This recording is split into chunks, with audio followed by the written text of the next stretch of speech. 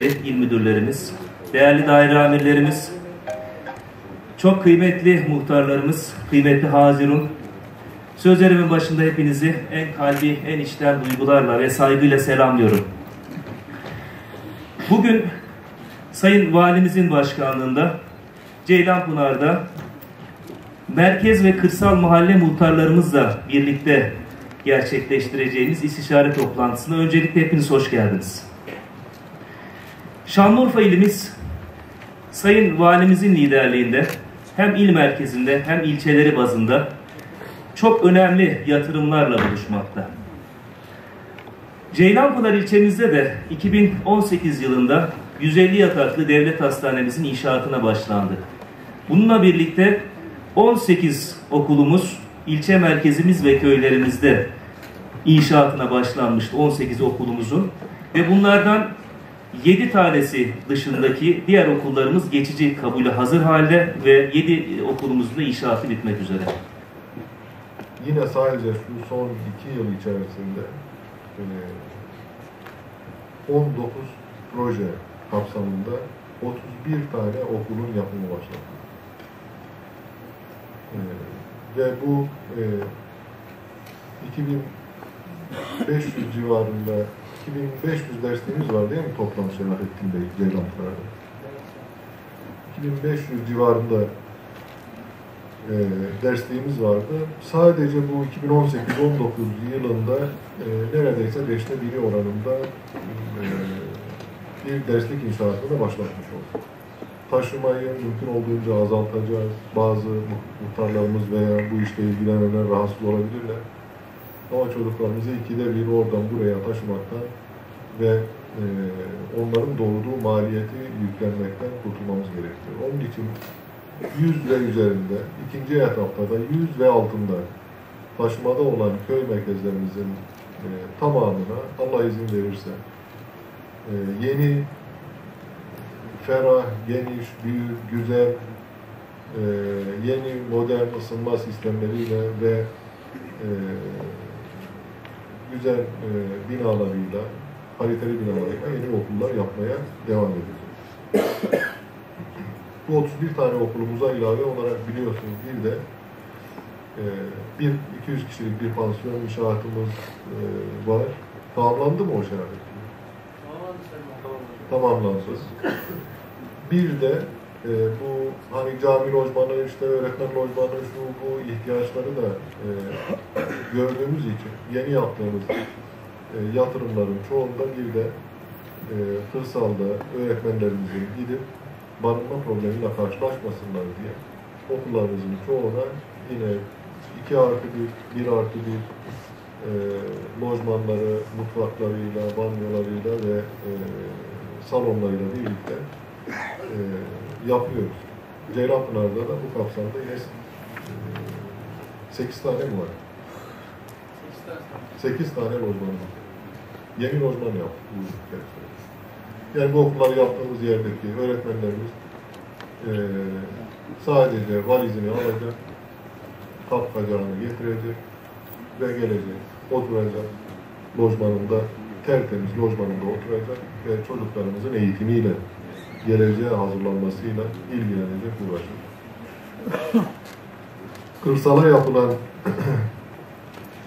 taziye evleri, işte biraz önce ifade ettiğim parke taşı, döşeme işi, asfalt çalışmaları ve benzeri çalışmalar da son yıllarda hızlı bir şekilde devam ediyor. Bu kaynakların yerinde doğru, düzgün bir şekilde ve kamu malı, milletin malı olduğunun bilinciyle hareket etmek suretiyle son kuruşuna kadar milletin hizmetine ve istifadesine dönüştürülmesinin takipçisi olduk. Bundan sonra da olmaya devam edeceğiz. Hiçbir kaynağın yanlış yerlerde, isabetsiz alanlarda kullanılmasına göz yumamayız. Hiç kimsenin bu millete ve devlete yanlış yapmasına müsaade etmeyiz. Kim olursa olsun. Herkes bulunduğu makam, mevki, yeri, neresi olursa olsun.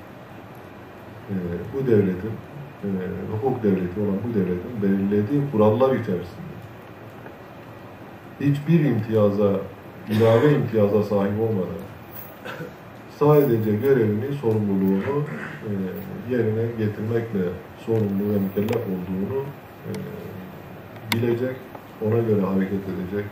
Bu çizginin dışına çıkanları da bu çizginin içerisine sokmak için yine hukuk içerisinde gerekli yaptırımları, müeyyideleri devreye sokmak yine bu devletin görevidir ve bunu yapmaktan da kesinlikle geri durmayız, çekinmeyiz. Çok değerli muhtarlarımız,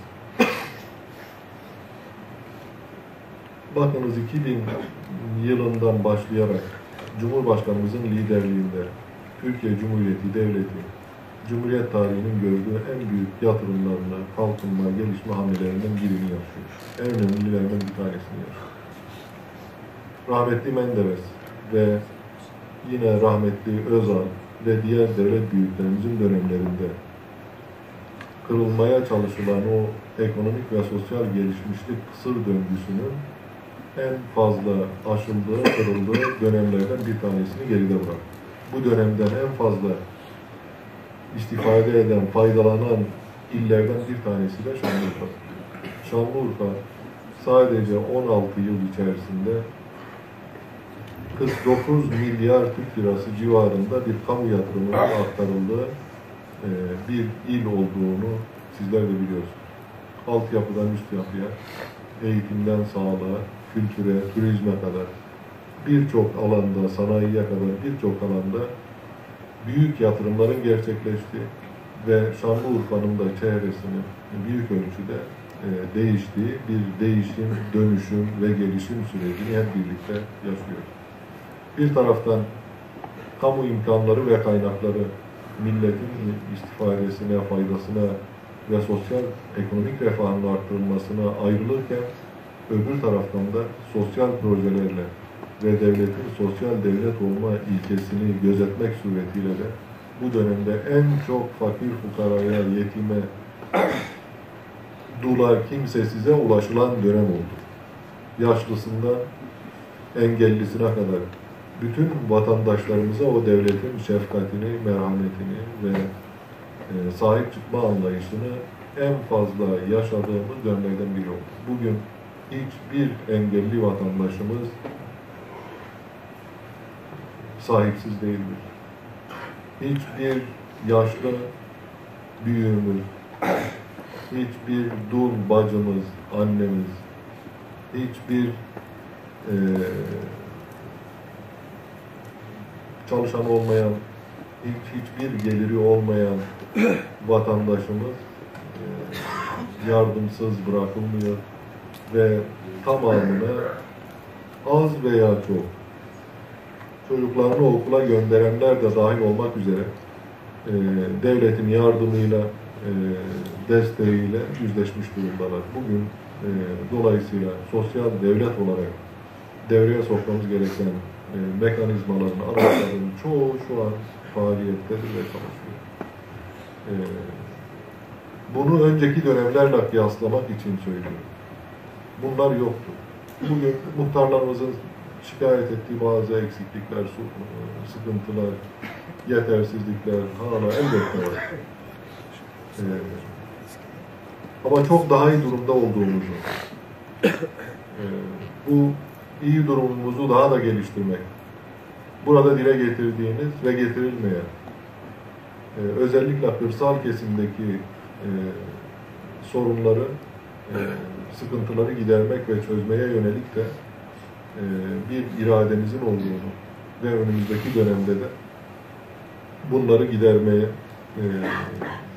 yeni yatırımlar gerçekleştirmeye, okullardan sağlık evlerine, yollara kadar birçok hizmeti vatandaşımıza ulaştırmaya çaba sarf edeceğimizi, gayret ortaya koyacağımızı kamu idaresiyle, yerel yönetimleriyle birlikte işbirliği içerisinde çok daha iyisini yapmaya çalışacağımızı biliyorsunuz. Devlet, milletle bir anlam ifade ediyor. Milleti mutlu olan, devletine güveni %100 olan bir devlette huzur, güven ve mutluluk olur. Kalkınma olur, gelişme olur. devlet ayrı, millet ayrı diye bir kavramın ne devleti mamur ne milleti mutlu etmeyeceğini biliyoruz. Dolayısıyla bütün imkanlarımızı ve temsil ettiğimiz makamlardaki bütün kaynakları milletin mutluluğuna ve milletin refahına dönüştürebildiğiniz ölçüde görevinizi iyi bir şekilde ifa etmiş olursunuz.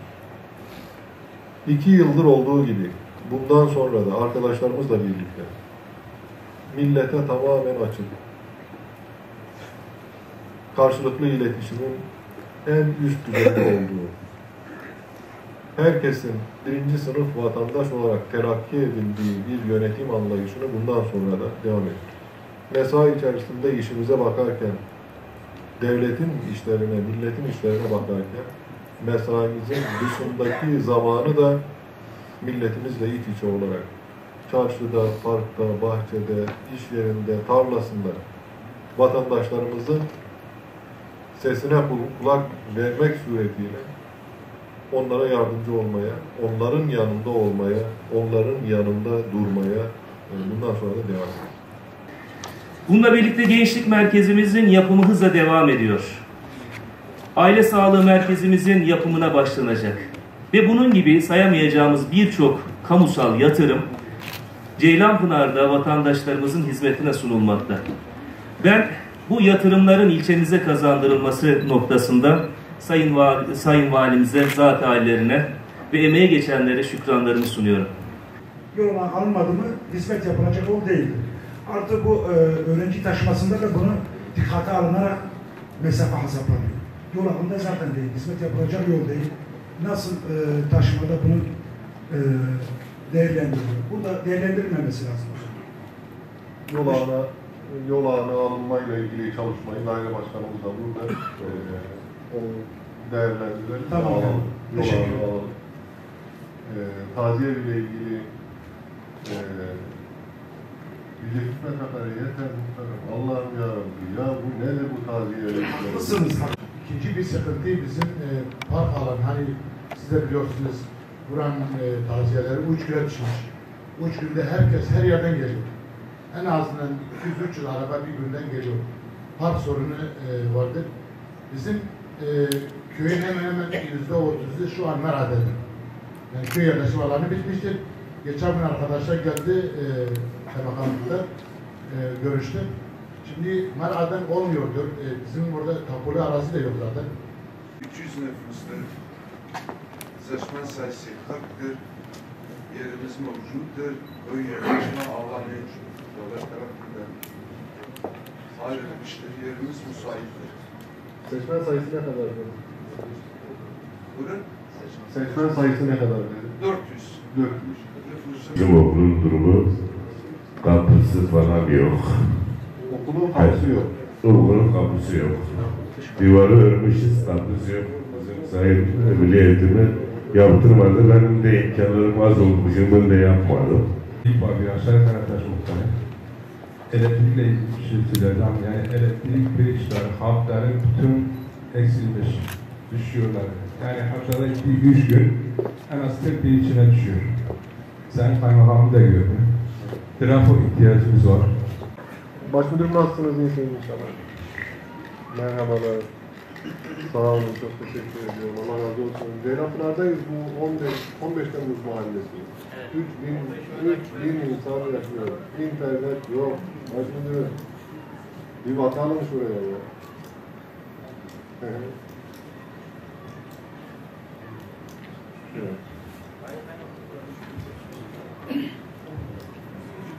Bugün bana söylediğini de söyler. İkinci paket ödeneği eğer gelirse muhtarım. Ama senden daha çok öğrencisi olan yerleşim yeri varsa önce oraya sonra seninkini planlayın. Ceylanköy Muhtarı Hüseyin Akkuş. Sayın Valim, şu anda az evvel muhtarım da zikretti. Genel olarak köylerimizin durumu çamurdan derya. Fakat bizim köyümüz inanın bayağı bir çelişki içinde. Ayrıca Şüski şubesi de benim köyümde ve bir çaplık taşı dahi dökülmedi benim köyümde. Şu anda da inanın ne çizmeyle ne arabayla köyden çıkılıyor. Devam edin. Dilekçe vermiş sanki bir arkadaş. Yemekli muhabbetlik yaptık. Aleykümselam. Tamam, derdimi anlattın bir. Allah Türkiye Cumhuriyeti üstümüzden eksik etmesin. Amin. Amin.